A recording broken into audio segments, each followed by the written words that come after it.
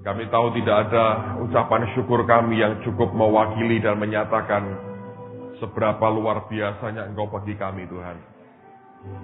Karena sungguh kami punya Allah yang setia, Tuhan yang maha baik, Tuhan yang penuh kesabaran dengan anak-anaknya. Dan pagi ini kami juga ingin berikan sepanjang hari ini dalam tangan kasih karunia-Mu. Engkau ajar kami, Engkau didik kami, Engkau bekali kami, Tuhan. Ubah cara berpikir kami, ubah semuanya, supaya kami boleh berkenan di hadapan-Mu. Terima kasih Bapa, di dalam nama Tuhan Yesus berikan roh hikmat, wahyu dan pengertian. Karena hanya dengan ini kami akan sanggup memahami akan perkataan-Mu. Di dalam nama Tuhan Yesus. Dan semua kita berkata, amin. Silakan duduk, saudara. Oke, kita akan teruskan apa yang kita sudah pelajari kemarin. Kemarin kita sudah bahas bahwa Tuhan bicara pertama tentang bagaimana menjadi seorang hamba yang baik, yaitu dia harus menjadi seorang pengelola yang baik dari kekayaan surgawi. Ingat bahwa apa yang ada pada kita itu bukan milik kita, tapi kita hanya diberikan tugas untuk mengusahakan dan memeliharanya. Seperti ketika Tuhan katakan kepada Adam dan Hawa di Taman Eden. Ini bukan perintah atau mandat untuk memiliki, tetapi sebetulnya kita hanya sebagai pengelola dari apa yang Tuhan punya. Nah, pengelola itu akan sangat berkenan ketika yang empunya meminta apapun, kita mengiyakan. Ingat, kita bukan yang punya. Kita hanya sebatas mengelola. Nah, ada bagian yang Tuhan izinkan kita menikmatinya, Anda nikmati. Bagian yang dia berkata, kembalikan kepadaku, kembalikan kepadanya. Jelas ya saudara ya? Jadi kalau Anda ingin berkenan, siap sedia, jadilah pengelola dari apapun yang Tuhan percayakan kepada kita. Nah, terus terang, ada banyak orang, bukan hanya harta lah, kadang-kadang posisi, ya, kedudukan, pengaruh, atau popularitas, itu bahkan dianggap sebagai milik pribadinya. Itu menimbulkan kekacauan. Saya belajar kalau seorang gembala misalnya menganggap gereja itu adalah milik pribadinya, itu awal kekacauan. Kalau Anda perhatikan nanti akan muncul suatu family system di dalamnya. Akan muncul dinasti. Nah, di situ akan mengkebiri akan orang-orang yang berpotensi dari pemimpin karena sekedar dia bukan anggota big family kami. Nah, itu merupakan hal yang buruk sekali. Dan di mana-mana saya perhatikan terjadi seperti itu, oleh karena cara pengaturan dalam keuangannya tidak beres, didasari oleh karena apa? Pemahamannya, understanding-nya tidak beres juga. Ya, saya perhatikan, saya ngomong terus terang di banyak tempat bahwa kalau saya ngomong dengan para gembala, saya berkata kepada mereka, kalau kita ingin murni dengan Tuhan, jauhkan, pisahkan diri kita dari keterlibatan langsung dengan memegang keuangan gereja. Pisahkan. Ada beberapa sistem, tanpa saya mencoba menyebut nama, tapi di mana-mana orang buat ya, ada sistem yang sebetulnya membuat si pendeta ini punya akses yang pribadi, dalam pengertian begini. Seringkali uang itu masuk ke dia tanpa ada orang ngerti ini berapa sebetulnya. Ya, terutama kalau itu perpuluhan. Katanya dia berkata bahwa Lewi berhak terima perpuluhan. Saya berkata saya setuju itu. Tetapi mengingat bahaya dosa dan kedagingan kita. Dan yang kedua, uang itu sangat peka sekali. Kenapa nggak dibuat sistem yang bisa membuat kita tetap menikmati berkat Tuhan sebagaimana yang Tuhan percayakan, tetapi jangan memberi peluang kepada orang untuk menghantam kita akan hal-hal yang tidak perlu. Ya kan? Kalau kita perhatikan kan sekarang ini banyak orang kan, ya kalau orang memberi perpuluhan ke gereja, misalnya masuk ke gembala ya, gembala ya sudah inilah hak saya. Kamu nggak usah ngerti berapa ini jumlahnya. Itu akan create problem saudara. Karena orang bertanya sebetulnya. Nah beberapa gembala bahkan berkata, loh ini nggak cukup loh, ini saya masih nombokin sendiri. Ternyata betul, dia tidak ambil uang, dia nombokin sendiri. Tetapi karena ketertutupan seperti itu, ya nggak ada sistem yang cukup baik. Akibatnya apa? Orang bertanya sebetulnya. Ini uangnya dikemanain gitu. Nah itu sudah merupakan benih yang sangat tidak baik dalam kehidupan bergereja. Nah, saya mendorong kalau Anda bukan pendeta, jangan ikut-ikutan bertanya-tanya seperti itu. Tidak ada untungnya juga buat saudara. Ngerti ya? Sekali Anda memberikan persembahan, lepas dari tanganmu, selesai urusannya. Jangan dikejar. Ini kemana larinya uang? Itu salah di depan Tuhan. Hatimu belum rela melepaskannya. Pak, dikorupsi Pak oleh pendeta saya. Misalnya, biarkan urusan dia dengan Tuhan. Urusanmu selesai, waktu engkau taat memberikan, that's it, selesai. Tapi kalau Anda pegang jemaat, Anda bendahara atau pendeta atau apapun, saya menganjurkan sebetulnya, sebaiknya jangan berikan peluang kepada setan untuk mempertanyakan kita akan integritas kita soal keuangan kita. Kalau hamba Tuhan mulai dipertanyakan integritasnya soal uang, jeleknya luar biasa. Ini bagian yang sangat-sangat sensitif dalam gereja, bicara soal keuangan. Saya belajar dari sejak awal, ketika gereja masih kecil sekali, dan ketika bahkan saya beberapa tahun pertama tidak terima 1 rupiah pun dari gereja, karena nggak ada mau terima apa. Saya berkata begini, dari awal mari kita tata, bahwa semua hamba Tuhan di gereja ini terima gaji.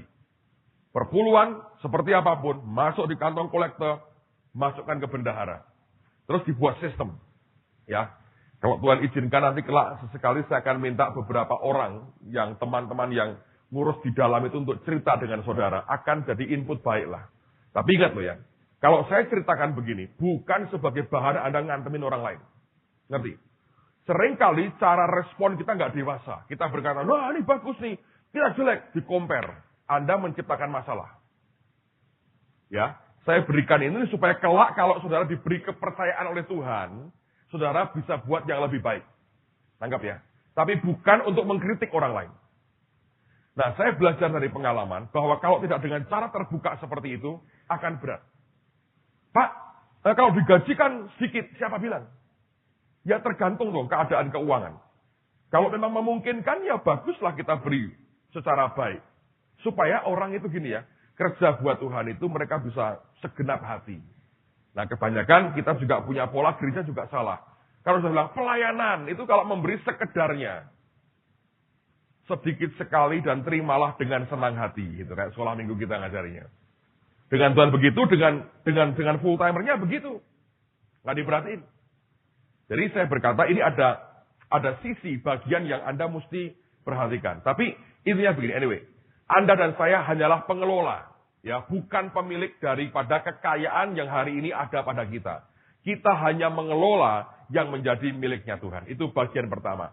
Untuk kita menyiapkan diri kita, menyambut Tuhan datang kedua kali, Anda dan saya harus hanya menjadi pengelola. Mengusahakan dan memelihara yang Tuhan percayakan kepada kita. Amen, saudaraku.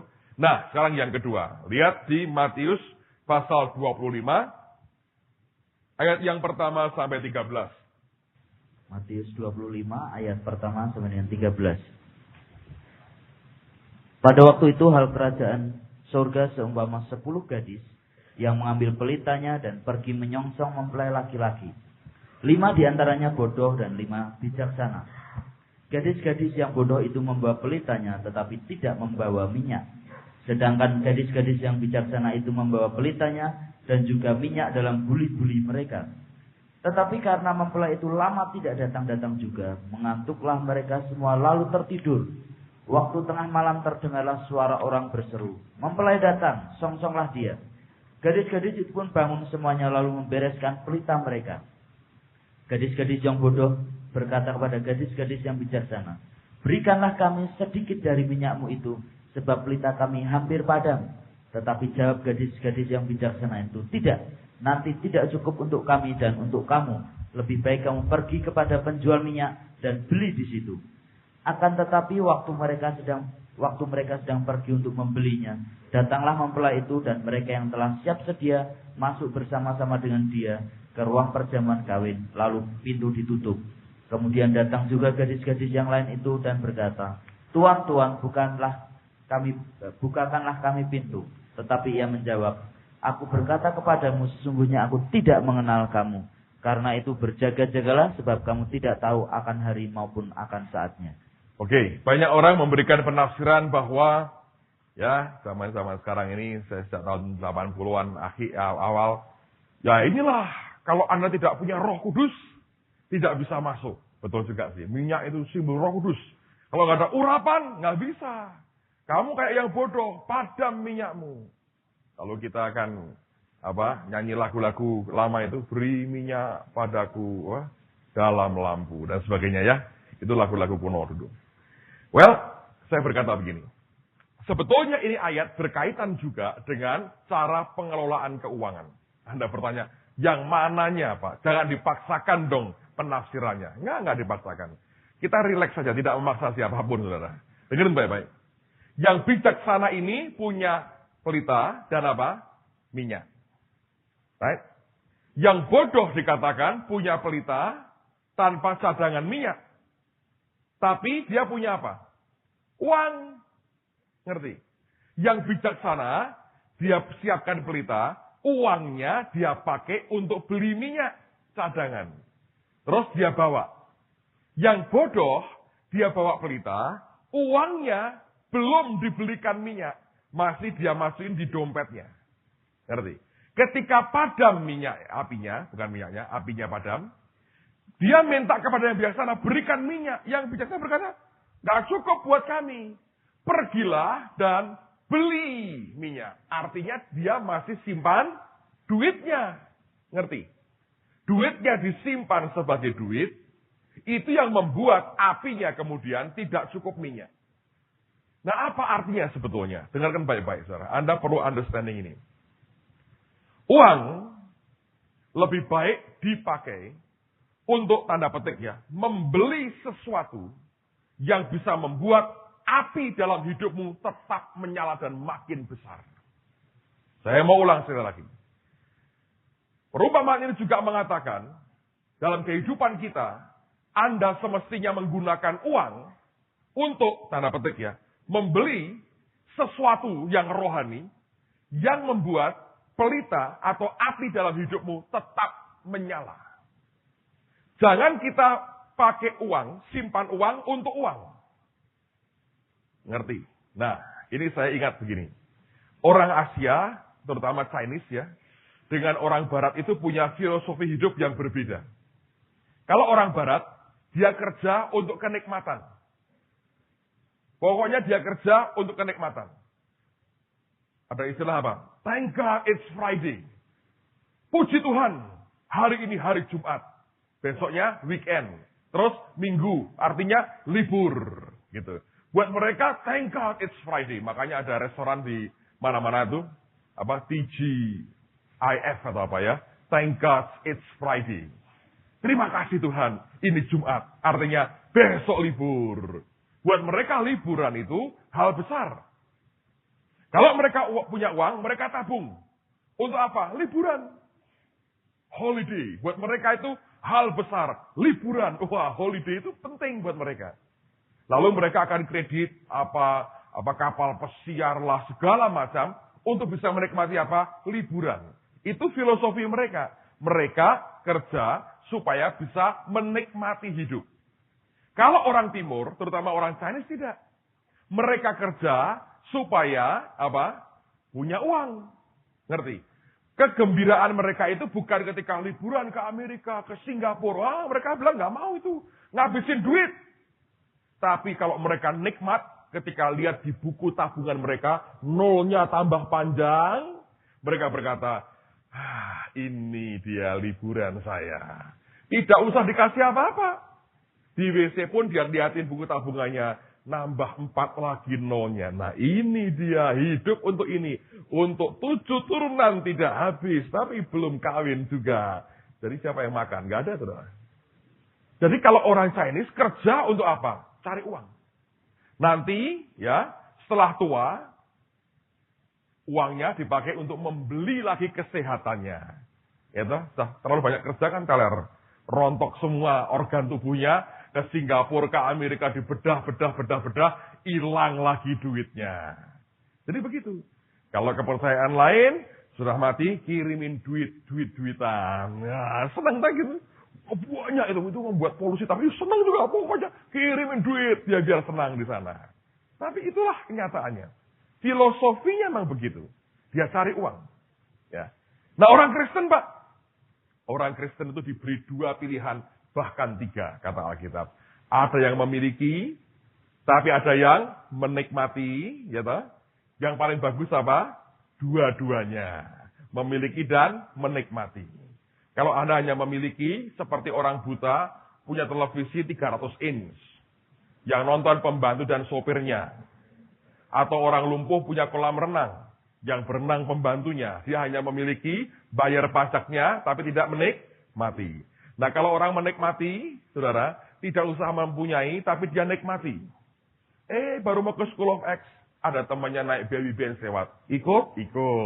Dia nggak perlu bayar. Mau pulang ngantri bus, Rolls Royce lewat. Ikut pulang, ikut. Tiap hari begitu 30 tahun kan menikmati, saudaraku.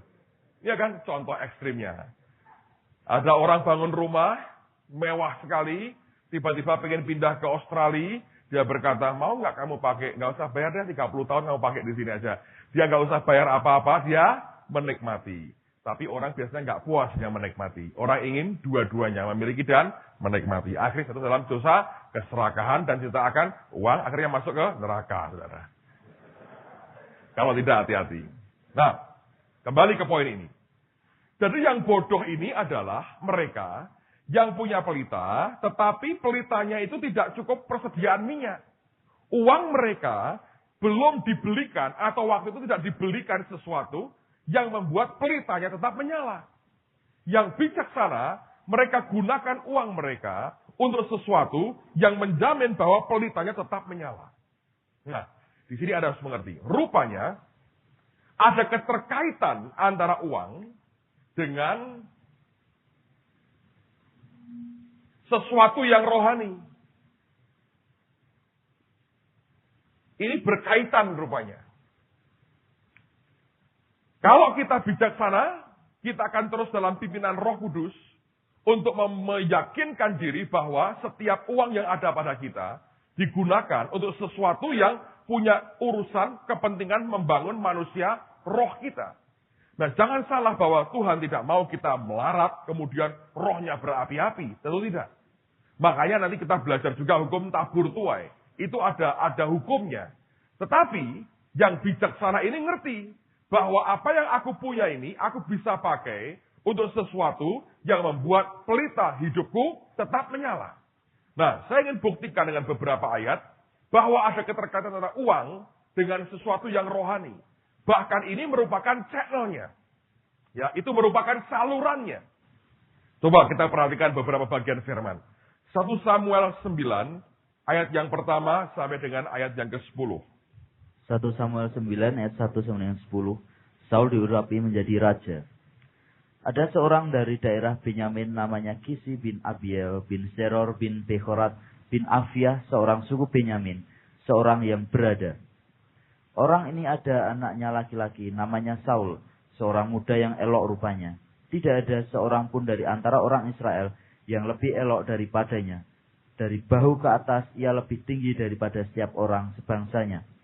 Kisi ayah Saul itu kehilangan keledai betinanya. Sebab itu berkatalah Kisi kepada Saul anaknya, ambillah salah seorang bujang, bersiaplah dan pergilah mencari keledai-keledai itu. Lalu mereka berjalan melalui pegunungan Efraim. Juga mereka berjalan melalui tanah Salisa, tetapi tidak menemuinya. Kemudian mereka berjalan melalui tanah Sahalim, tetapi keledai-keledai itu tidak ada. Kemudian mereka berjalan melalui tanah Benyamin, tetapi tidak menemuinya. Ketika mereka sampai ke tanah Suf, berkatalah Saul kepada bujangnya yang bersama-sama dengan dia, mari kita pulang, nanti ayahku tidak lagi memikirkan keledai-keledai itu, tetapi khawatir mengenai kita. Tetapi orang ini berkata kepadanya, tunggu, di kota ini ada seorang abdi Allah, seorang yang terhormat. Segala yang dikatakannya pasti terjadi. Marilah kita pergi ke sana sekarang juga. Mungkin ia dapat memberitahukan kepada kita tentang perjalanan yang kita tempuh ini. Jawab Saul kepada bujangnya itu, tetapi kalau kita pergi, apakah yang kita bawa kepada orang itu? Sebab roti di kantong kita telah habis, dan tidak ada pemberian untuk dibawa kepada abdi Allah itu. Apakah yang ada pada kita? Jawab bujang itu pula kepada Saul, masih ada padaku 1/4 sikal perak. Itu dapat aku berikan kepada abdi Allah itu. Maka ia akan memberitahukan kepada kita tentang perjalanan kita. Dahulu di antara orang Israel apabila seseorang pergi menanyakan petunjuk Allah, ia berkata begini, mari kita pergi kepada pelihat. Sebab nabi yang sekarang ini disebut dahulu pelihat. Kemudian berkatalah Saul kepada bujangnya itu, pikiranmu itu baik, mari kita pergi. Maka pergilah mereka ke kota, ke tempat abdi Allah itu. Nah perhatikan, Saul kehilangan keledai betina. Kalau Anda mau mengerti ya, itu bukan sekedar keledai betina. Ingat, ayahnya orang yang berada. Bahasa Inggrisnya dia orang yang perkasa, seperti seorang perwira begitu ya. Nah, keledai betina pada zaman dulu merupakan kuda tunggangan para bangsawan. Ya, Anda harus mengerti. Jadi yang dicari Saul itu sebetulnya bukan sekedar barangnya, tapi harga diri keluarganya. Kalau mereka hilang, mereka harus beli lagi tentu bisa, tapi itu merupakan barang sebagai bukti bahwa ini merupakan kuda-kuda kebanggaan mereka, keledai kebanggaan mereka. Karena itu tunggangan para bangsawan. Keledai betina itu tunggangan para bangsawan. Daud itu sampai punya pegawai khusus hanya untuk ngurusin keledai betinanya. Kenapa? Karena keledai betina zaman itu merupakan tunggangan para bangsawan. Dan itu yang hilang. Ketika hilang, Saul pergi mencari. Dan akhirnya mereka coba cari, tidak menemukannya. Saul berkata, ayo kita pulang aja. Daripada nanti ayah cemas dengan kita. Tapi bujangnya berkata gitu, tunggu dulu. Di sini ada seorang pelihat, Samuel, nabi. Mari datang kepadanya. Nah, ketika diberi saran datang kepada seorang nabi, perhatikan ini. Reaksi Saul berkata begini, apa yang ada pada kita? Roti pun sudah habis. Itu mengindikasikan bahwa pada zaman itu, kalau orang datang ke seorang hamba Tuhan, datang ke seorang nabi, dia datang dengan membawa akan apa? Persembahannya. Ngerti? Bukan datang dengan tangan kosong, tapi datang dengan pemberian. Karena itulah dia bertanya, apa yang kita bisa bawa sehingga kita pergi kepadanya? Nah, bujangnya berkata, aku masih punya 1/4 shikal perak. Akan aku berikan kepadanya, maka, kata Alkitab, dia akan memberitahukan kepada kita apa yang ada pada kita. Jadi dia berkata, kalau aku berikan ini, maka itu berarti akibatnya, ya, dari pemberian itu, maka kita akan dapetin yang kita harapkan lewat nabi ini. Dari Tuhan pasti. Jadi berlaku pada zaman itu kebiasaan, pengertian bahwa kalau orang datang ke seorang hamba Tuhan, tidak boleh dengan tangan kosong. Mereka datang dengan pemberian, dan ketika mereka memberikan itu, lalu kemudian hamba Tuhan ini akan bicara atas nama Tuhan. Nah, kenapa seperti itu? Ingatlah kita berkata, di mana hartamu, di situ hatimu. Nah, kalau harta kita ini ikut kepada si hamba Tuhan atau kepada Tuhan, hati kita akan condong kepada Dia. Nah, kalau hati kita condong ke Tuhan, dengan gampang Tuhan akan mengalirkan bagian yang dibutuhkan oleh anak-anaknya. Nangkap ya, saudara? Dalam konteks perjanjian lama, kalau Anda baca, ini berlaku prinsip seperti ini. Mereka yang datang ke seorang nabi, dia datang tidak dengan tangan kosong, dengan pemberian. Pemberiannya menunjukkan hatinya ada kepada orang itu dan kepada Tuhan. Karena hatinya terbuka, Tuhan bisa kerja. Tangkap ya. Nah, ini yang tidak banyak disadari oleh orang percaya. Kita sukanya gratis, gratis, gratis. Dan saya berkata kepada saudara, tidak menolong sama sekali. Semua yang Anda dapatkan dengan gampang, Anda buang dengan gampang. Yang Anda dapatkan dengan susah payah, akan Anda berkata, ini precious, ini berharga, bernilai buat kehidupan saya. Amen? Ini contoh pertama. Contoh kedua, tunjukkan lagi ya, ini contoh dari raja kafir. 2 Raja-Raja 8, ayat 7 sampai 10. Perhatikan, ini cerita menarik sekali. 2 Raja-Raja 8, ayat 7 sampai dengan ayat yang ke-10. 2 Raja-Raja 8, ayat 7 sampai dengan 10. Elisa di Damsyik. Elisa masuk ke Damsyik dan pada waktu itu Ben-Hadad Raja Aram sedang sakit.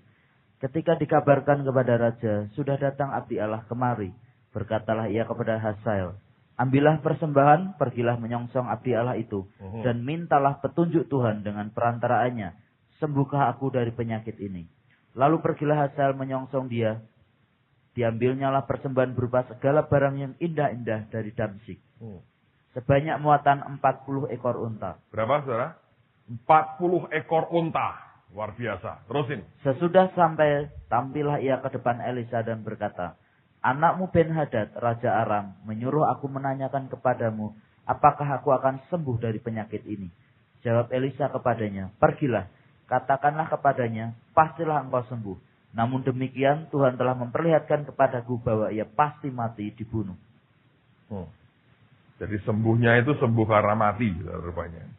Saya perhatikan, ini orang Aram, bukan orang Israel. Ya, dia datang, dia sakit, Elisa datang.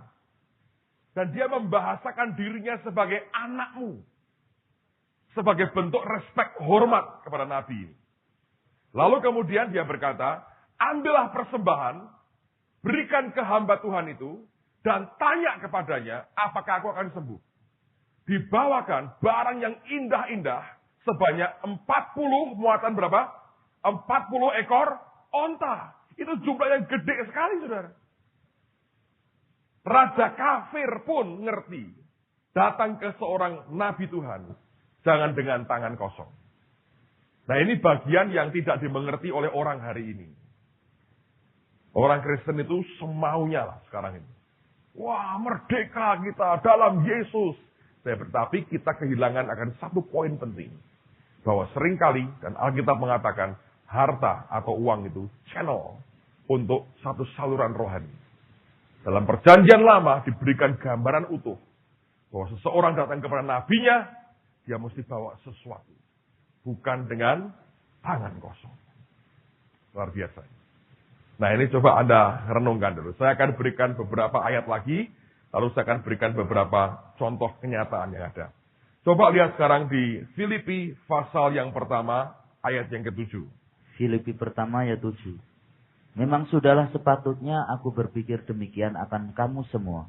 Sebab kamu ada di dalam hatiku, oleh karena kamu semua turut mendapat bagian dalam kasih karunia yang diberikan kepadaku. Baik pada waktu aku dipenjarakan maupun pada waktu aku membela dan meneguhkan berita Injil.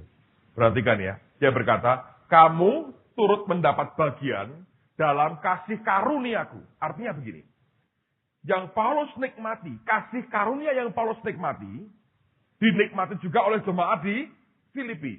Nah, kalau Anda perhatikan, tidak ada jemaat lain yang dia katakan bahwa kamu turut ambil bagian dalam kasih karunia yang ada padaku. Kenapa orang Filipi ini spesial? Itu rahasianya ada di pasal yang keempat. Lihat ayat 15 sampai dengan ayat yang ke-19. Filipi 4 ayat 15 sampai dengan 19. Kamu sendiri tahu juga, hai orang-orang Filipi, pada waktu aku baru mulai mengabarkan Injil ketika aku berangkat dari Makedonia, tidak ada satu jemaat pun yang mengadakan perhitungan hutang dan piutang dengan aku selain Soalnya bukan daripada hutang kamu. piutang, tapi giving and receiving, memberi dan menerima. Terusin, Saudara. Karena di Tesalonika pun kamu telah 1-2 kali mengirimkan bantuan kepadaku. Tetapi yang aku utamakan bukanlah pemberian itu, melainkan buahnya yang makin memperbesar keuntunganmu. Kini aku telah menerima semua yang perlu daripadamu, malahan lebih daripada itu. Aku berkelimpahan karena aku telah menerima kirimanmu dari Epafroditus, suatu persembahan yang harum, suatu korban yang disukai, dan yang berkenan kepada Allah. Allahku akan memenuhi segala keperluanmu menurut kekayaan dan kemuliaannya dalam Kristus Yesus. Perhatikan, saudara. Hanya jemaat Filipi yang tahu soal giving and receiving, oleh karena mereka yang terus ambil bagian, membantu Paulus dalam pelayanan pengabaran Injil. Karena itulah Paulus berkata, kamu turut ambil bagian dalam kasih karunia yang ada padaku. Nah, 2 tahun yang lalu, kami datangkan tamu seorang hamba Tuhan, namanya Gary Oliver. Mestinya tahun ini mau datang, saya lagi tunggu schedule-nya. Sudah saya berikan kira-kiranya, tapi kita belum terima balasannya. Tapi dia bilang mau datang tahun ini. Kalau datang akan jadi berkat besar buat kita. Gary Oliver ini pencipta lagu Celebrate Jesus Celebrate. Kita punya videonya ya, saya. One day puterin dah, ini malam hari ya, supaya mereka ngerti. Kalau Anda dengerin dia nyanyi, wow, fantastis. Bukan hanya itu sebetulnya. Tapi ketika dia membuka ayat, saudara, dia khotbah. Saya belum pernah dengar orang bisa mengungkapkan seperti dia ngungkapin. Itu pewahyuannya itu luar biasa. Nah, dia punya story, tapi dia juga ngalami sendiri dengan Tuhan. Anda pernah dengar namanya hamba Tuhan T.D. Jakes di Amerika ya? Itu orang hitam tinggi. Sekarang termasuk one of the best preacher di Amerika. Dan orang ini kalau usah khotbah itu pewahyuannya juga aneh-aneh. Itu banyak hal, ada ayat yang gak kepikir dia bisa keluarin. Orang bilang, wow, kayak begitu. Nah, satu hari, Gary Oliver ini ngalami begini. Dia lagi dengerin Bishop Jakes lagi khotbah. Terus Tuhan ngomong ke dia begini. Kasih hambaku itu $10,000. Terus dia bilang, Tuhan, dia sudah kaya diberkati. 10.000 apa artinya buat dia? Terus Tuhan ngomong gini, betul. Buat hambaku tidak ada artinya. Buat kamu besar artinya uang itu. Ngerti saudara? Nah ini problemnya. Karena saya pernah ngalami juga. Ini School of X tahun lalu kalau nggak salah. Atau 2 tahun lalu. Siswa loh saudara. Pagi-pagi jam 6:30 ke rumah sakit. Dia ajak suaminya. Datang. Terus ketok pintu saya bukain kaget loh. Kamu kenapa? Duduk di situ, dia bilang, Pak, saya ini diperintah Tuhan. Loh, diperintah Tuhan untuk apa? Dia keluarkan surat-suratnya dan kunci mobilnya. Ini mobil buat Bapak. Dia beri saya, memang bukan barang baru, Mazda yang 626, masih bagus saudara. Sampai sekarang saya masih pakai. Dia bilang, ini buat Bapak. Saya bilang, loh, buat apa? Saya bilang. Dia bilang, saya juga kayak begitu Pak, buat apa? Karena saya berkata gini, Tuhan, hambamu sudah punya mobil bagus. Ini mobil nggak ada artinya buat dia. Tuhan jawabannya sama. Buat dia nggak ada artinya. Buat kamu ada artinya mobil ini. 10 tahun mobil ini digantung, saudara. Ngerti? Sama yang punya pertama, ini digantung mobilnya. Tidak boleh napak tanah. Jadi melayang di atas. Dilepasin banyak digantung. Terus dia beli, baru 3 bulan. Waduh, dia sayang-sayang. Nah, kalau sudah barang disayang-sayang, sudah jadi Benyamin dan Yusufnya sekaligus. Ya, Tuhan berkata, yang itu aku mau. Kasihkannya ke siapa? Anehnya gini. Dia bilang, loh Tuhan, kan mestinya banyak hambamu yang lain yang membutuhkan. Ya tak? Ya tak? Ngerti ya? Mestinya kan saya sudah punya, saya ada 2 tuh waktu itu, saudara. Dan dia bilang, ini kan hambamu sudah pun diberkati, mobilnya sudah 2. Ini mobil nggak ada artinya buat dia. Tapi ini lihat, Anda harus ngerti Tuhan. Yang diberi 5 jadi 10.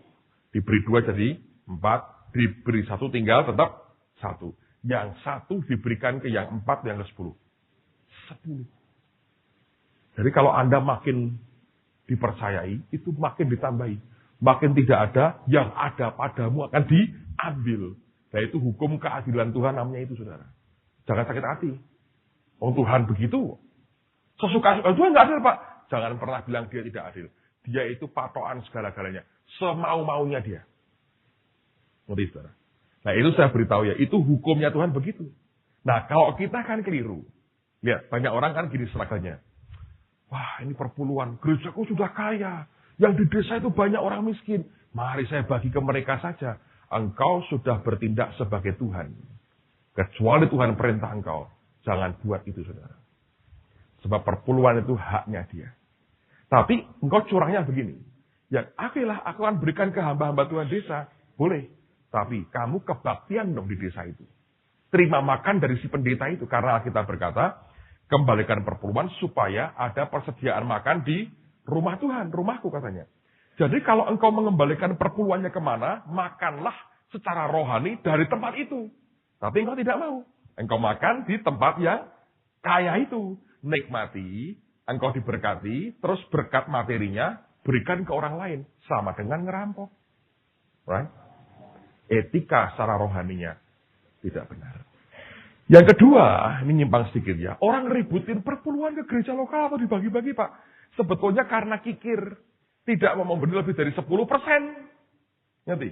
Sederhana sebetulnya. Kalau Anda mau save, hatimu baik ya. Anda di gereja mana? Di gereja A misalnya. Anda kan makan rohani di situ. Tiap hari makanan pendetanya mesti memberi Anda makan. Kembalikan perpuluhan ke gereja itu. That's it. Pak, desa-desa membutuhkan. Ambil lagi 20% dari income-mu. Bagikan ke mereka. Lah sayang Pak. Nah, itu masalahnya. Saudara tidak mau korban lebih dari 10%. Padahal kalau kau kembalikan 10% itu belum memberi tuh. Baru mengembalikan miliknya Tuhan. Nanti tambahannya itu kau memberi taburanmu. Perpuluhan itu bukan taburan loh. Itu mengembalikan haknya Tuhan. Ngerti? Nah itulah yang menurut saya kita mesti hati-hati. Karena Allah itu melihat hati saudara. Allah melihat hati. Ya. Jadi kalau Anda terhisap di sebuah gereja lokal, ya kesitulah perpuluhanmu. Sudah nggak usah ribut. Pak, yang Anda membutuhkan, tambahi lagi, keluarkan dari dompet pribadimu. Berkati mereka. Nggak salah itu. Bagus. Nangkap saudara. Nah, ini yang terjadi begitu. Nah, kalau Anda perhatikan dari cerita ini, Tibijek sih berkata, Tuhan, aku nih, dia kan hambamu yang diberkati. Aku memberi 10.000, buat apa buat dia? Nggak ada artinya. Tuhan berkata, buat dia mungkin tidak ada artinya. Buat kamu itu berarti. Dia bilang, iya Tuhan, aduh sakit tuh Tuhan, nggak 10.000. Itu kan kira-kira orang sekarang kan 90 juta ya. Kalau dolarnya kuat lagi ya 100 juta kira-kira. Jadi aduh berat. Tapi dia taat saudara. Ini hamba Tuhan bagus ya. Tulis cek. Dia datang ke hamba Tuhan ini. Dia bilang, Bishop aku minta maaf ya. Tapi Tuhan suruh aku memberkati kamu dengan ini. Maaf kalau terlalu kecil. Aku tidak menghina kamu. 90 juta kok menghina. Saudara. Aku tidak menghina kamu. Tapi ini dari Tuhan. Udah ya. Terus dikasihkan, diterima, dipeluk, dirangkul. Dan waktu didoakan itu ya, ini Gary Oliver ngomongnya gini, Tuhan, aku minta kalau boleh, bagian pewahyuan yang dia punya, aku juga diberi dong Tuhan. Dia bilang, aneh, dia bilang. Cerita sama saya pribadi. Setiap kali sekarang aku buka Alkitab, understanding-nya baru, pengertiannya baru. Bentarlah, kapan hari ya, tolong puterin yang Gary Oliver minta di gereja ini. Anda akan tahu khotbahnya itu lain sekali. Anda bilang, cukup segini ya. Pengertiannya bisa luar biasa. Nah, dia sendiri satu hari ngalami. Makanya dia berkata, ini hukum. Ketika saya sharing seperti ini, dia berkata, wah, dia bilang, Pastor, aku sudah melakukan itu, tapi aku nggak ngerti ayatnya itu ada. Saya jelaskan ke dia berkata, wah, ini penting buat saya.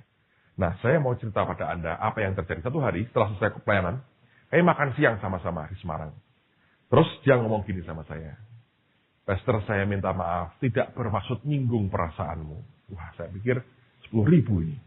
Itu, ternyata tidak, lebih dari 10.000. Dia keluarkan dompetnya, sampai sekarang ini duitnya masih saya bawa. Dia beri saya uang $1. Dia bilang, bukan 10.000 tapi 1. Dia bilang, ini duitnya, ini duit yang sebenarnya. Saya bawa sekian tahun, saya bawa terus di dompet saya. Dia bilang, ini ada ceritanya, dan aku mau taburkan untuk gerejamu. Jadi karena di gereja, toh uang ini kan susah dipakai di Indonesia, kan ditukar gak bisa, saudara. Jadi saya tukar sama rupiah, saya kembalikan ke gereja. Yang barangnya ini saya minta. Karena saya perlu untuk cerita buat banyak orang. Dia ngomong gini, satu hari, saya lagi khotbah di sebuah gereja di Amerika. Ketika khotbah, selesai saya mau keluar dari gereja, seorang bapak muda, sambil gandeng anaknya, dia lari kejar saya. Dia bilang, Pastor Oliver. Lalu kemudian kami berhenti, dia berkata, Pastor, bolehkah kami bicara sebentar? Anak lakinya ini umur 7 tahun, nangis terus. Tidak bisa ngomong. Terus dia ngomong, ayo nak kamu ngomong. Nggak bisa ngomong, dia nangis terus. Lalu si papanya berkata, boleh nggak aku mewakili anakku cerita? Oh boleh, silahkan. Ini anakku umur 7 tahun, dia bilang. Pada waktu dia melihat kamu khotbah tadi di gereja, Tuhan ngomong ke dia audible dengan suara. Dia berkata begini, kamu mau satu hari aku pakai kamu kayak Gary? Dia bilang, mau Tuhan. Anak kecil 7 tahun, dengar suara Tuhan, dia bilang, mau Tuhan. Kalau mau, beri persembahan dari uang yang ada padamu, kasihkan dia. Dan dia punya uang $1 ini. Ini uang ini. Dia nangis dengar Tuhan ngomong. Tuhan bilang, nanti kalau kamu kasih dia uangmu itu, minta dia berdoa buat kamu. Nanti kamu akan aku pakai seperti dia. Dia ngomong ke papanya nggak tahan, karena pertama karena kalau dengar Tuhan ngomong kan nggak tahan nanti dia. Apaan nangis? Jadi ini Gary Oliver megang uang ini dengan bengong. Terus dia doakan itu anak. Dia nggak tahan. Ini orangnya kan juga orang seni ya. Wah, nggak tahan dia. Terus dia pergi. Ini uang di dompet dia beberapa minggu. Waktu di gereja lihat anak-anak begitu berapi-api dalam Tuhan. Roh Kudus berkata, taburkan aja ke gereja ini supaya anak itu bisa berapi-api kayak anak-anak ini. Jadi dia bilang, Pastor, tolong terima ini duit $1. Bukan menghina, tapi dia bilang ini dari anak yang itu. Karena saya nggak tahu tak pakai untuk apa. Oh beli barang nggak tega, saya pakai belanja uang ini. Saya bilang, udahlah, pakai buat saya. Tidak akan saya pakai juga kemana-mana. Indonesia tidak terima US dollar, saya berkata. Dan ini uang sudah kumal begini, nggak ada orang mau tukar dengan uang begini. Tapi nilai uang ini adalah nilai rohani. Ngerti? Anak umur 7 tahun diajari Tuhan bagaimana memberi. Dan ternyata uang saluran rohani yang luar biasa. Amen.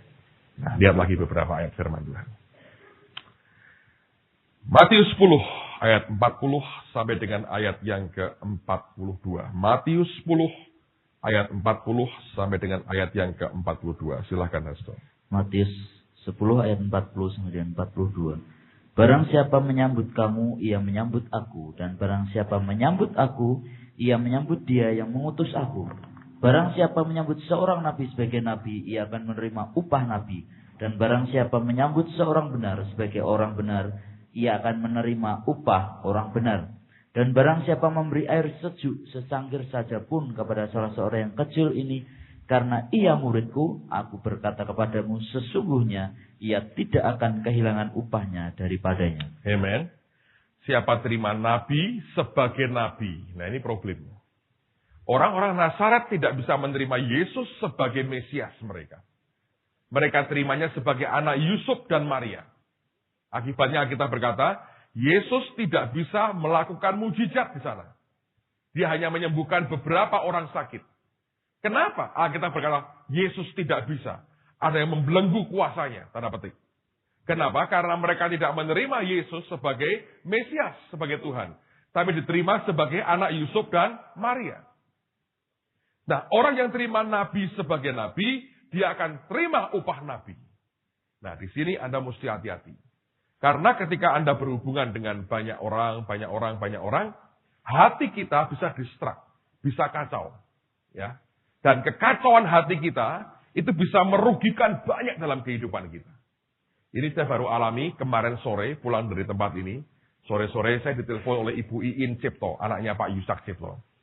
Saya ceritain. Dia ngomong begini, Pak, saya mau sharing sebentar. Oh ya, silahkan. Saya kan termasuk penasihat di ministrinya. Dia melayani di Yayasan Mahanaim. Itu melayani 3.000 pemulung di Jakarta dan sekitarnya. Kalau Anda ngikutin dia, Anda harus tahan di tempat sampah. Itu di Bandar Gebang gitu ya. Wah, itu kalau sudah itu tempatnya lalat. Wah, Anda bisa dikerumuni lalat, bisa habis dimakan lalat di situ. Tempat sampah tumbuhan. Tapi banyak stafnya tinggal di situ. Nah, tapi ini orang menurut saya dipakai Tuhan luar biasa lah.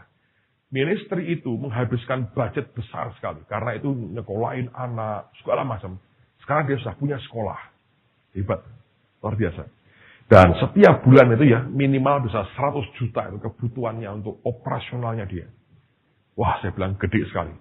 Tapi dia nggak punya sponsor. Dari waktu ke waktu Tuhan kirim orang-orang untuk memberkati dia. Dan selama sekian tahun tidak pernah putus. Selalu Tuhan sediakan dananya. Hebat. Karena kalau kumpul dengan orang-orang seperti ini diberkati sekali. Nah, dia cerita. Dan orangnya rendah hati dan mau terbuka dengan saya. Jadi saya sampaikan kepada Anda untuk kita belajar dari hidupnya hamba Tuhan ini.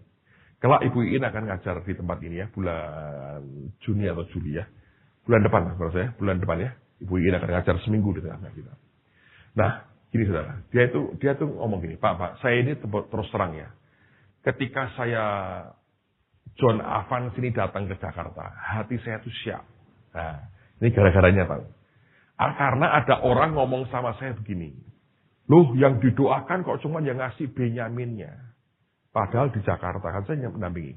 Hari kedua semua diurapi. Itu bukan orang yang memberi itu, semua diurapi. Jadi itu omongan nggak tahu dari mana. Tapi nyampe ke kita. Anda mesti hati-hati ya. Tidak semua perkataan, sekalipun dari anak Tuhan itu bisa membangun manusia roh kita. Nah, orang kalau dengar begitu, dia kan tidak hadir. Itu langsung, aduh, iya ya. Jadi yang punya duit aja dong yang diurusin. Nah, mikirnya gitu kan. Wahnya sudah siap dengar kasetnya dengan sikap hati yang sudah negatif. Tapi bagusnya gini, kalau orang lain dengar gitu terus ngomong, wah gitu, ya, wah saya nggak terima begini, ribut. Nah, saya berkata hati-hati. Kalau ada yang Anda belum bisa mengerti atau Anda siap, jangan datang ke orangnya atau ke orang lain frontal Anda ngomong. Kalau saudara ternyata salah di depan Tuhan, mesti bayar harganya. Apalagi Anda jamaah hamba Tuhan. Tapi orang ini, saya belajar, saya belajar dewasa. Dia ngerti apa yang harus dia buat. Ketika sudah kacau balau hatinya, kok begini, kok begitu, dia datang ke Tuhan. Bahkan tidak telepon papanya. Ya, musuhnya tidak telepon papanya. Ya, datang ke Tuhan, tanya. Ya, komplain. Ya, Tuhan, hambamu kok begini. Dan dia cerita sama saya pribadi, dia berkata apa? Saya diberi penglihatan. Menarik sekali. Dalam penglihatan itu saya melihat di surga itu banyak gudang. Macam-macam. Yang dilihat beberapa, ada satu gudang, isinya apa? Organ tubuh manusia. Jadi macam-macam itu. Karena kalau butuh apa, tuh di surga ada tempatnya, nyimpen itu saudara rupanya. Lalu rupanya, tiap gudang itu ada yang jaga. Ada yang jaga untuk distribusi. Ngerti saudara? Cara alam rohani ini ya, distribusi. Terus dia dibawa Tuhan lihat. Itu ada gudang, isinya kekayaan. Ada beberapa orang juga yang tugasnya mendistribusi. Yang paling kelihatan jelas buat dia. Satu di antaranya, Jonathan sini. Loh, kaget ya. Wah, gawat ini. Orang ini yang distribusi. Wah, kalau aku ngantemin ini, makanya berkatku seret ini. Berat ini, dia bilang. Terus dia bilang, Tuhan, orang antri. Loh, kok dia Tuhan? Iya. Dan Tuhan ngomong gini.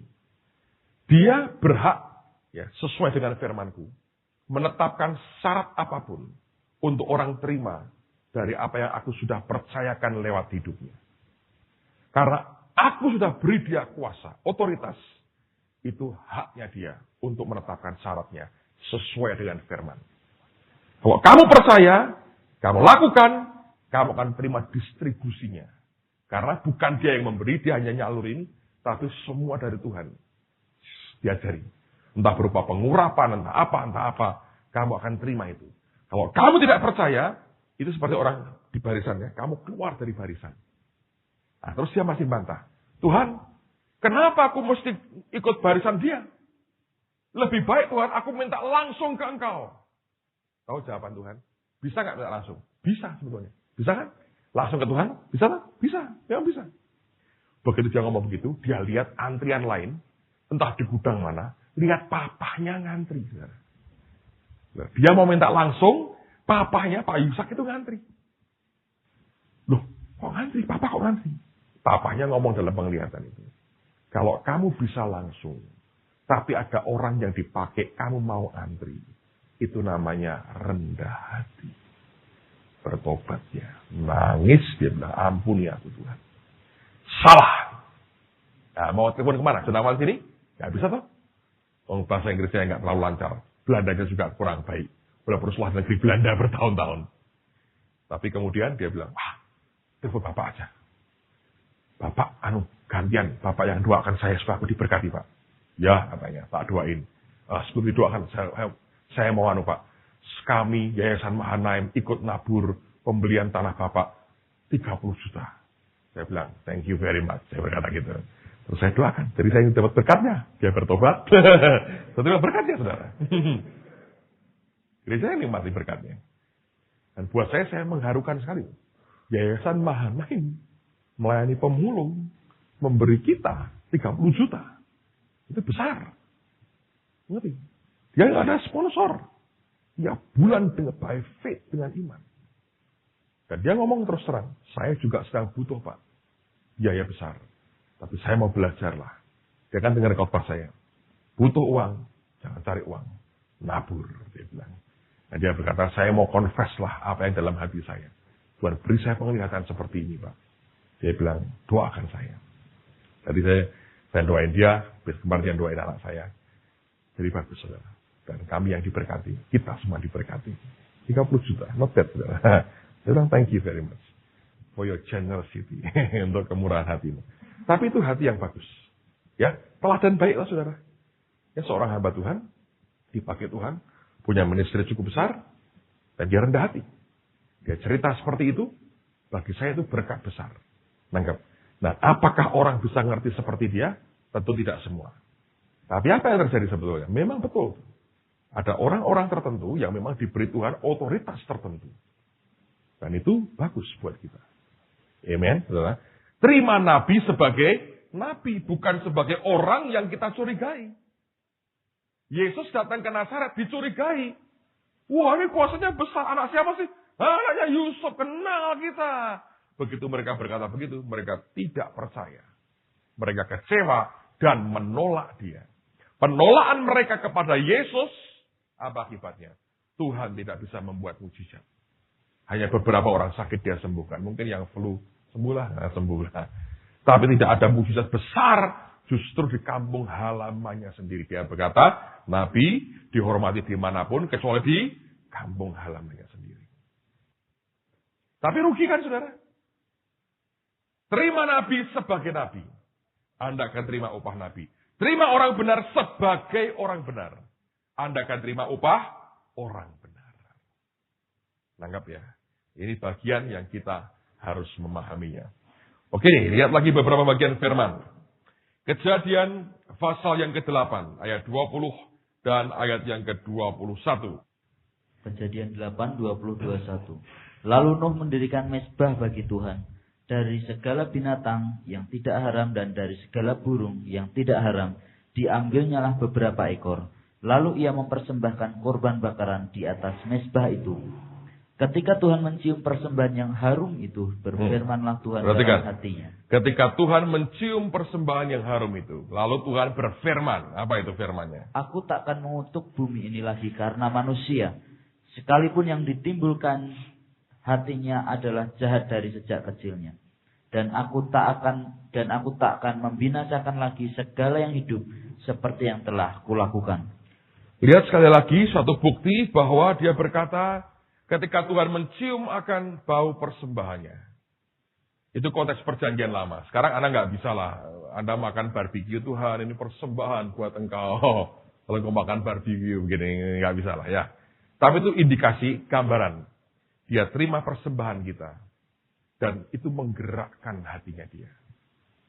Persembahan, harta, kekayaan kita kepada dia. Channel untuk berkat rohani. Diberikan dalam hidup kita. Amen.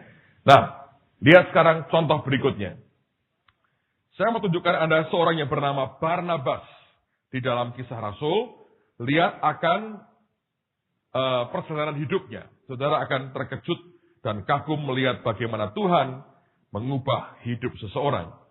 Kisah Rasul pasal yang keempat, ayat 36 dan 37. Lihat dulu di situ. Kisah Rasul pasal 4 ayat 36 dan 37. Kisah Rasul 4, 36, 37. Demikian pula dengan Yusuf yang oleh rasul-rasul disebut Barnabas. Artinya anak penghiburan, seorang Lewi dari Siprus.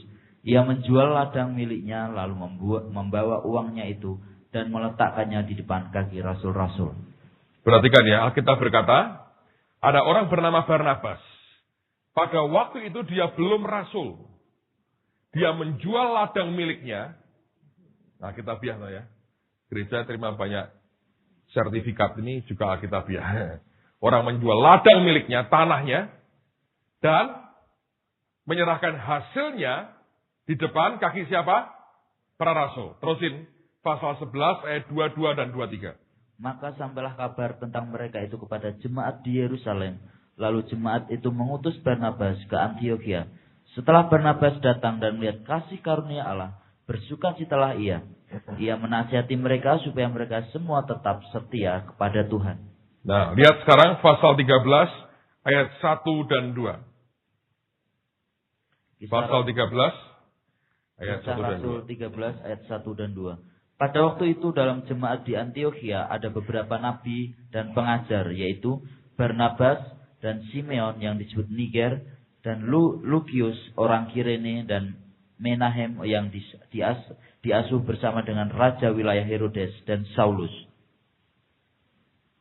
Kalau Anda perhatikan ya, ini luar biasa. Bahwa ketika awalnya Barnabas ini menjual tanahnya, diberikan di depan kaki rasul. Sekian waktu kemudian, dia sendiri jadi seorang rasul.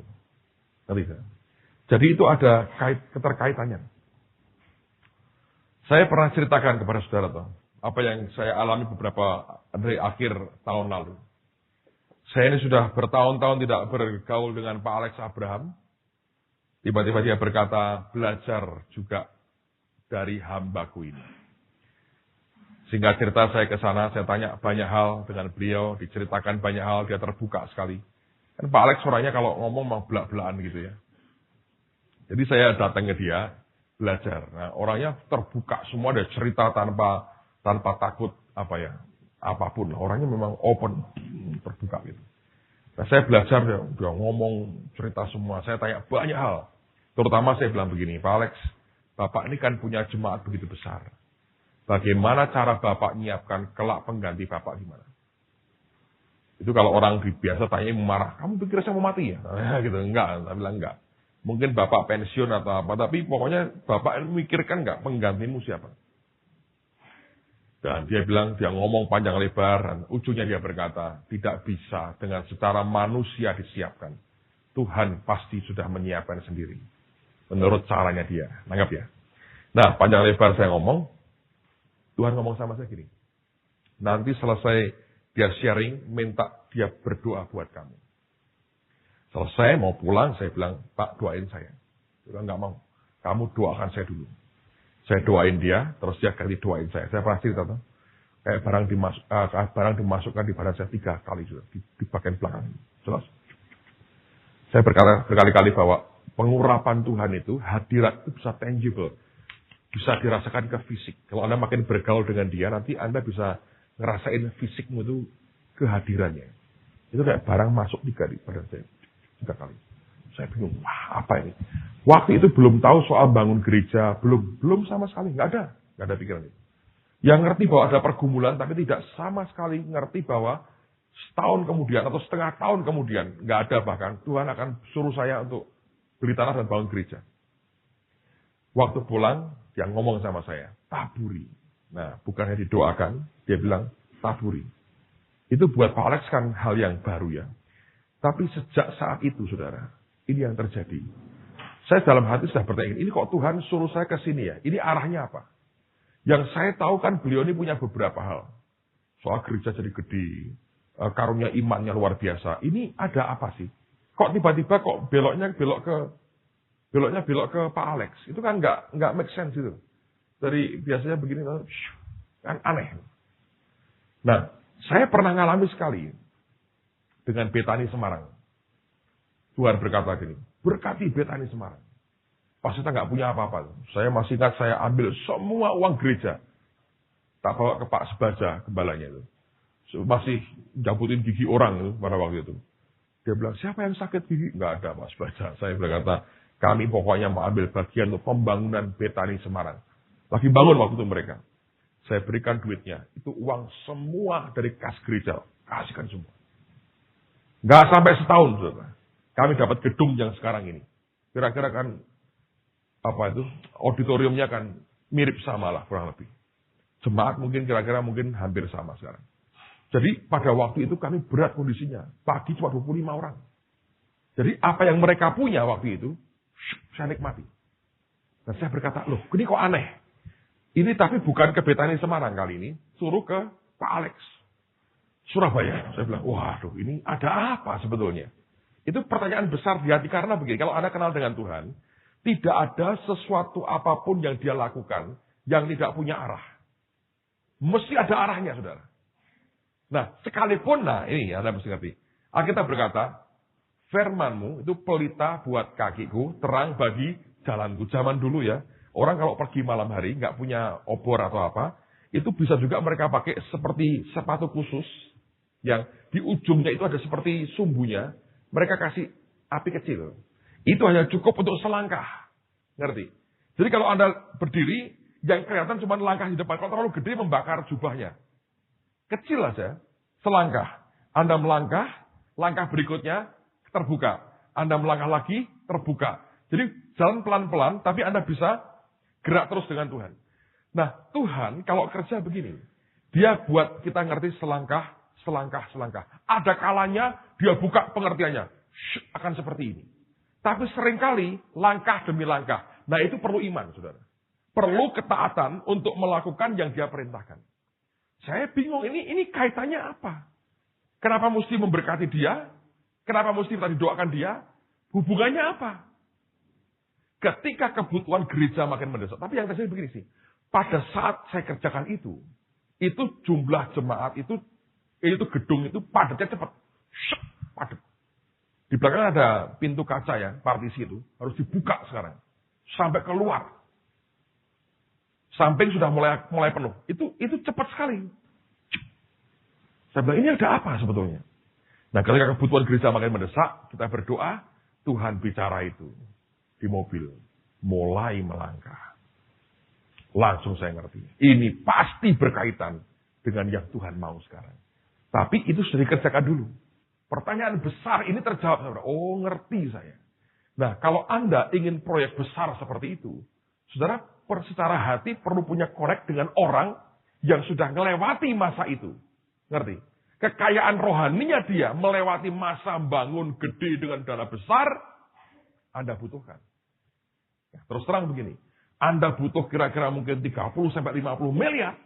Jangan belajar dengan orang yang tiap tahunnya hanya 2-3 juta. Anda nggak bisa belajar apa-apa. Karena ini kan jumlah angka yang gede sekali. Tuhan rupanya ngerti. Kamu tidak bisa sendiri. Kamu mesti rendah hati, belajar lewat dari orang lain. Masuk situ. Anehnya saya berkata, semuanya jalan dengan cepat. Dari pengen bangun 5.000, dia yang buat 12.000. Saya telepon ke Pak Yusak, dia bilang, jangan ditolak dulu. Saya bilang, ini aneh jawabannya. Belakangan saya makin ngerti, ini memang yang Tuhan mau. Karena memang dari jemaat mulai ngomong, Pak, betul Pak, jangan 5.000. Jangan 5.000. Nanti terlalu cepat penuh lagi, kita ribut lagi, bangun lagi. Sudahlah, sikat sekalian. Ada waktu beberapa saat. Tapi saya belajar ya, ini memang Tuhan luar biasa.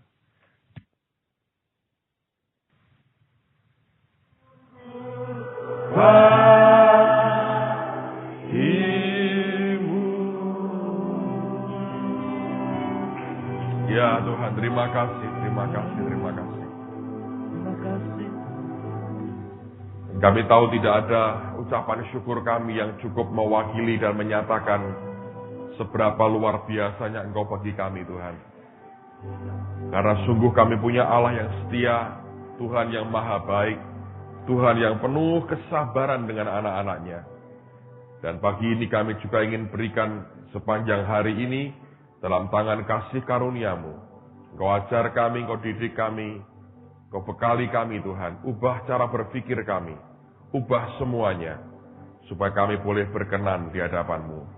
Terima kasih Bapa, di dalam nama Tuhan Yesus berikan roh hikmat, wahyu dan pengertian. Karena hanya dengan ini kami akan sanggup memahami akan perkataan-Mu. Di dalam nama Tuhan Yesus. Dan semua kita berkata, amin. Silakan duduk saudara. Oke, kita akan teruskan apa yang kita sudah pelajari kemarin. Kemarin kita sudah bahas bahwa Tuhan bicara pertama tentang bagaimana menjadi seorang hamba yang baik, yaitu dia harus menjadi seorang pengelola yang baik dari kekayaan surgawi. Ingat bahwa apa yang ada pada kita itu bukan milik kita, tapi kita hanya diberikan tugas untuk mengusahakan dan memeliharanya. Seperti ketika Tuhan katakan kepada Adam dan Hawa di Taman Eden. Ini bukan perintah atau mandat untuk memiliki, tetapi sebetulnya kita hanya sebagai pengelola dari apa yang Tuhan punya. Nah, pengelola itu akan sangat berkenan ketika yang empunya meminta apapun, kita mengiyakan. Ingat, kita bukan yang punya. Kita hanya sebatas mengelola. Nah, ada bagian yang Tuhan izinkan kita menikmatinya, Anda nikmati. Bagian yang dia berkata, kembalikan kepadaku, kembalikan kepadanya. Jelas ya saudara ya? Jadi kalau Anda ingin berkenan, siap sedia, jadilah pengelola dari apapun yang Tuhan percayakan kepada kita. Nah, terus terang ada banyak orang, bukan hanya harta lah, kadang-kadang posisi, ya, kedudukan, pengaruh, atau popularitas itu bahkan dianggap sebagai milik pribadinya. Itu menimbulkan kekacauan. Saya belajar kalau seorang gembala misalnya menganggap gereja itu adalah milik pribadinya, itu awal kekacauan. Kalau Anda perhatikan nanti akan muncul suatu family system di dalamnya. Akan muncul dinasti.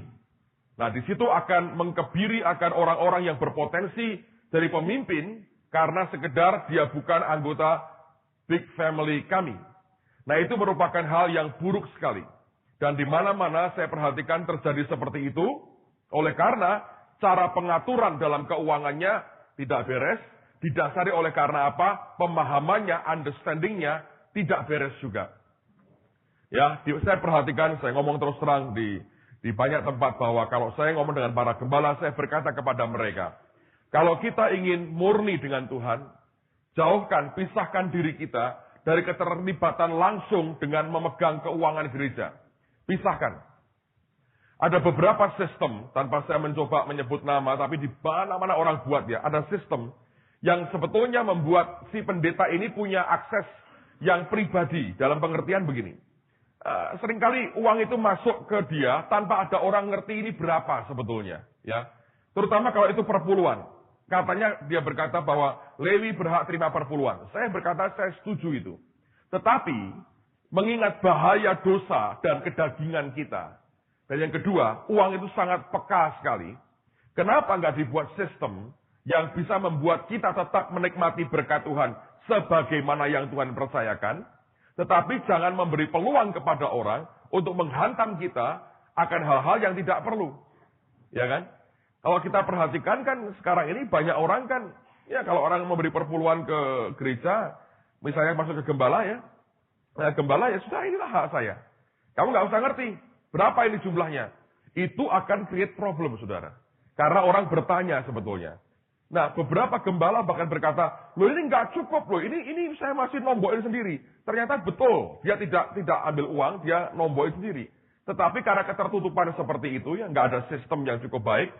Akibatnya apa? Orang bertanya sebetulnya. Ini uangnya dikemanain gitu. Nah, itu sudah merupakan benih yang sangat tidak baik dalam kehidupan bergereja. Nah, saya mendorong kalau Anda bukan pendeta, jangan ikut-ikutan bertanya-tanya seperti itu. Tidak ada untungnya juga buat saudara. Ngerti ya? Sekali Anda memberikan persembahan, lepas dari tanganmu, selesai urusannya. Jangan dikejar, ini kemana larinya uang. Itu salah di depan Tuhan. Hatimu belum rela melepaskannya. Pak, dikorupsi Pak oleh pendeta saya, misalnya. Biarkan urusan dia dengan Tuhan. Urusanmu selesai, waktu engkau taat memberikan, that's it, selesai. Tapi kalau Anda pegang jemaat, Anda bendahara atau pendeta atau apapun, saya menganjurkan sebetulnya, sebaiknya jangan berikan peluang kepada setan untuk mempertanyakan kita akan integritas kita soal keuangan kita. Kalau hamba Tuhan mulai dipertanyakan integritasnya soal uang, jeleknya luar biasa. Ini bagian yang sangat-sangat sensitif dalam gereja, bicara soal keuangan. Saya belajar dari sejak awal, ketika gereja masih kecil sekali, dan ketika bahkan saya beberapa tahun pertama tidak terima 1 rupiah pun dari gereja, karena nggak ada mau terima apa. Saya berkata begini, dari awal mari kita tata, bahwa semua hamba Tuhan di gereja ini terima gaji. Perpuluhan seperti apapun, masuk di kantong kolektor, masukkan ke bendahara. Terus dibuat sistem. Ya, kalau Tuhan izinkan nanti kelak sesekali saya akan minta beberapa orang yang teman-teman yang ngurus di dalam itu untuk cerita dengan saudara. Akan jadi input baiklah. Tapi ingat loh ya, kalau saya ceritakan begini, bukan sebagai bahan Anda ngantemin orang lain. Ngerti? Seringkali cara respon kita nggak dewasa. Kita berkata, wah ini bagus nih, tidak jelek, di-compare. Anda menciptakan masalah. Ya, saya berikan ini supaya kelak kalau saudara diberi kepercayaan oleh Tuhan, saudara bisa buat yang lebih baik. Tangkap ya. Tapi bukan untuk mengkritik orang lain. Nah, saya belajar dari pengalaman bahwa kalau tidak dengan cara terbuka seperti itu, akan berat. Pak, Kalau digajikan sedikit, siapa bilang? Ya tergantung dong keadaan keuangan. Kalau memang memungkinkan, ya baguslah kita beri secara baik. Supaya orang itu gini ya, kerja buat Tuhan itu mereka bisa segenap hati. Nah kebanyakan kita juga punya pola gereja juga salah. Kalau saya bilang pelayanan itu kalau memberi sekedarnya. Sedikit sekali dan terimalah dengan senang hati. Gitu, kayak sekolah minggu kita ngajarinya. Dengan Tuhan begitu, dengan full timernya begitu. Nggak diperhatiin. Jadi saya berkata ini ada sisi bagian yang Anda mesti perhatikan. Tapi intinya begini, anyway. Anda dan saya hanyalah pengelola. Ya, bukan pemilik daripada kekayaan yang hari ini ada pada kita. Kita hanya mengelola yang menjadi miliknya Tuhan. Itu bagian pertama. Untuk kita menyiapkan diri kita, menyambut Tuhan datang kedua kali, Anda dan saya harus hanya menjadi pengelola. Mengusahakan dan memelihara yang Tuhan percayakan kepada kita. Amen, saudaraku. Nah, sekarang yang kedua. Lihat di Matius pasal 25, ayat yang pertama sampai 13. Matius 25 ayat pertama sampai dengan 13. Pada waktu itu hal kerajaan surga seumpama 10 gadis yang mengambil pelitanya dan pergi menyongsong mempelai laki-laki. 5 diantaranya bodoh dan 5 bijaksana. Gadis-gadis yang bodoh itu membawa pelitanya tetapi tidak membawa minyak. Sedangkan gadis-gadis yang bijaksana itu membawa pelitanya dan juga minyak dalam buli-buli mereka. Tetapi karena mempelai itu lama tidak datang-datang juga, mengantuklah mereka semua lalu tertidur. Waktu tengah malam terdengarlah suara orang berseru, "Mempelai datang, songsonglah dia." Gadis-gadis itu pun bangun semuanya lalu membereskan pelita mereka. Gadis-gadis yang bodoh berkata kepada gadis-gadis yang bijaksana, "Berikanlah kami sedikit dari minyakmu itu, sebab pelita kami hampir padam." Tetapi jawab gadis-gadis yang bijaksana itu, "Tidak, nanti tidak cukup untuk kami dan untuk kamu. Lebih baik kamu pergi kepada penjual minyak dan beli di situ." Akan tetapi waktu mereka sedang pergi untuk membelinya, datanglah mempelai itu dan mereka yang telah siap sedia masuk bersama-sama dengan dia ke ruang perjamuan kawin, lalu pintu ditutup. Kemudian datang juga gadis-gadis yang lain itu dan berkata, "Tuan, Tuan, bukakanlah kami pintu." Tetapi ia menjawab, "Aku berkata kepadamu, sesungguhnya aku tidak mengenal kamu. Karena itu berjaga-jagalah, sebab kamu tidak tahu akan hari maupun akan saatnya." Oke, banyak orang memberikan penafsiran bahwa ya zaman-zaman sekarang ini sejak tahun 80-an awal, ya inilah kalau Anda tidak punya Roh Kudus tidak bisa masuk. Betul juga sih, minyak itu simbol Roh Kudus. Kalau nggak ada urapan nggak bisa. Kamu kayak yang bodoh, padam minyakmu. Lalu kita akan nyanyi lagu-lagu lama itu, "Beri minyak padaku dalam lampu" dan sebagainya ya. Itu lagu-lagu kuno dulu. Well, saya berkata begini.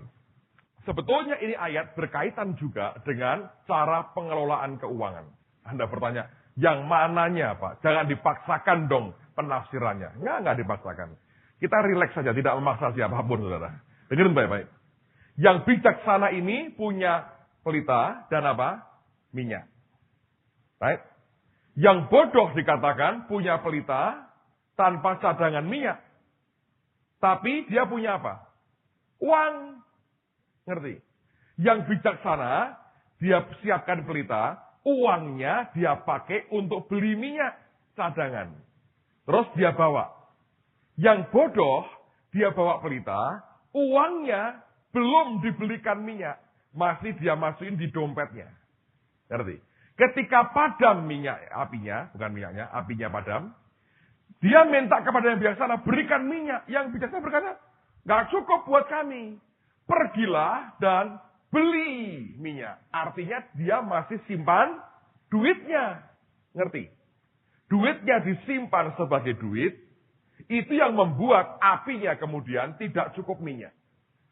Nah, apa artinya sebetulnya? Dengarkan baik-baik, saudara. Anda perlu understanding ini. Uang lebih baik dipakai untuk, tanda petik ya, membeli sesuatu yang bisa membuat api dalam hidupmu tetap menyala dan makin besar. Saya mau ulang sekali lagi.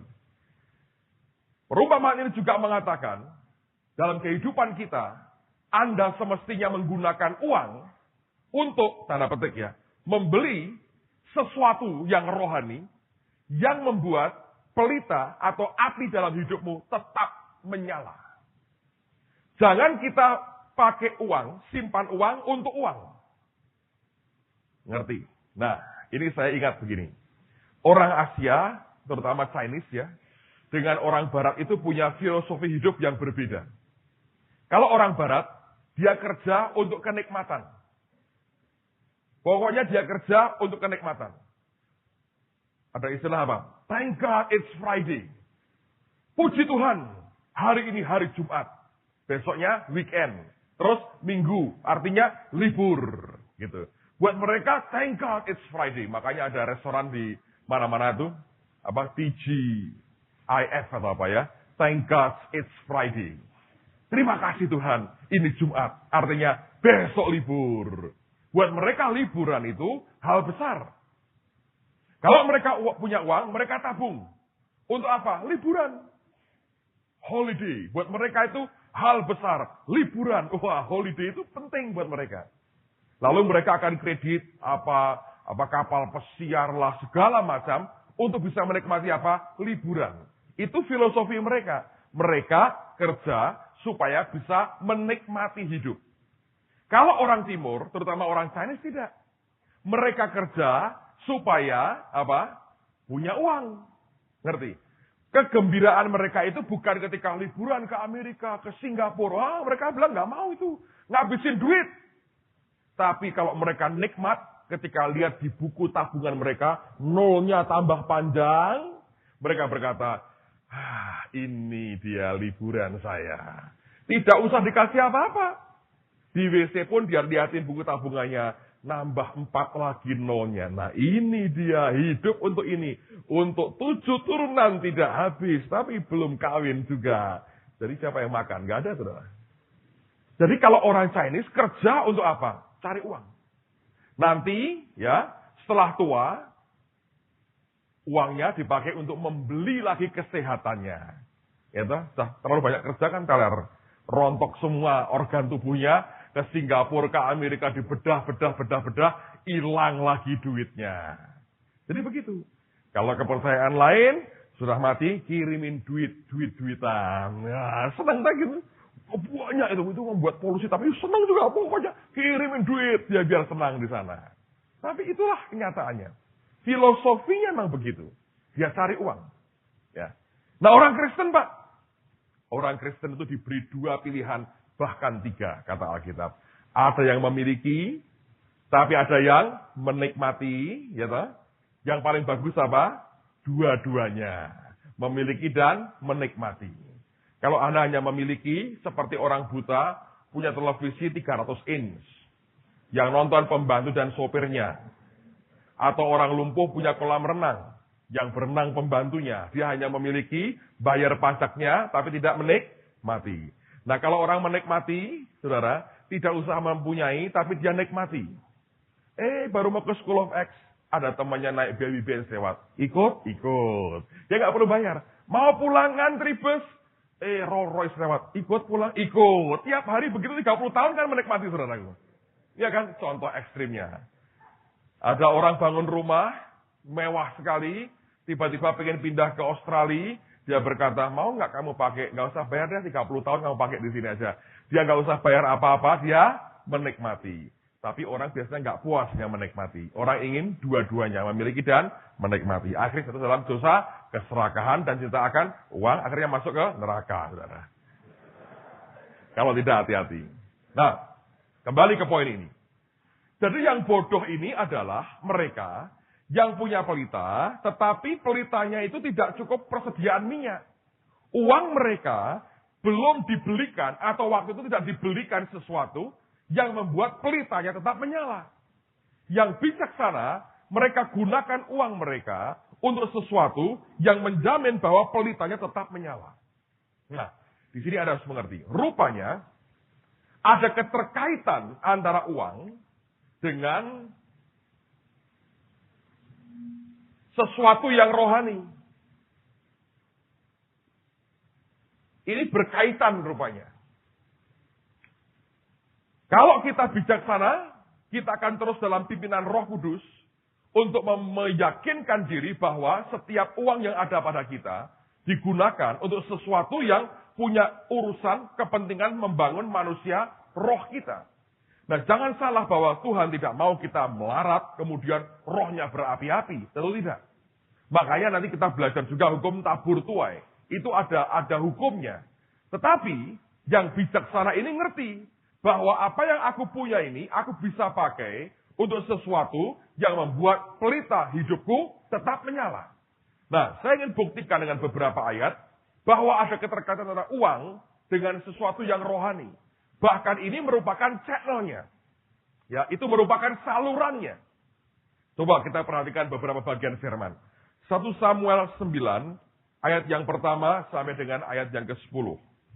1 Samuel 9 ayat 1 sampai dengan 10. Saul diurapi menjadi raja. Ada seorang dari daerah Benyamin namanya Kisi bin Abiel bin Seror bin Bechorat bin Afiah, seorang suku Benyamin, seorang yang berada. Orang ini ada anaknya laki-laki namanya Saul, seorang muda yang elok rupanya. Tidak ada seorang pun dari antara orang Israel yang lebih elok daripadanya. Dari bahu ke atas ia lebih tinggi daripada setiap orang sebangsanya. Kisi ayah Saul itu kehilangan keledai betinanya. Sebab itu berkatalah Kisi kepada Saul anaknya, ambillah salah seorang bujang, bersiaplah dan pergilah mencari keledai-keledai itu. Lalu mereka berjalan melalui pegunungan Efraim. Juga mereka berjalan melalui tanah Salisa, tetapi tidak menemuinya.